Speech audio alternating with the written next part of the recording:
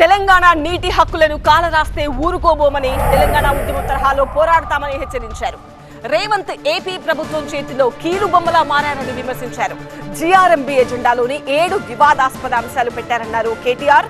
హరీష్ రావు ప్రశ్నించినా దీనిపై ప్రభుత్వం స్పందించలేదన్నారు. క్షుద్ర పూజలంటూ క్షుద్ర రాజకీయాలు చేస్తున్నారన్నారు. తమకు క్షుద్ర రాజకీయాలు తెలియదన్నారు. హరీష్ రావు గుడికి వెళ్లడం తప్ప అని ప్రశ్నించారు. కాంగ్రెస్ లా మేడిగడ్డ బరాజ్ పేల్చి ఓట్లు దండుకోవాలని చూడలేదన్నారు.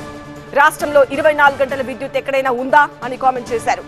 ఏపీ పోతిరెడ్డిపాడు ద్వారా నీరు తరలిస్తున్నా సీఎం రేవంత్ కు సోయలేదని విమర్శించారు.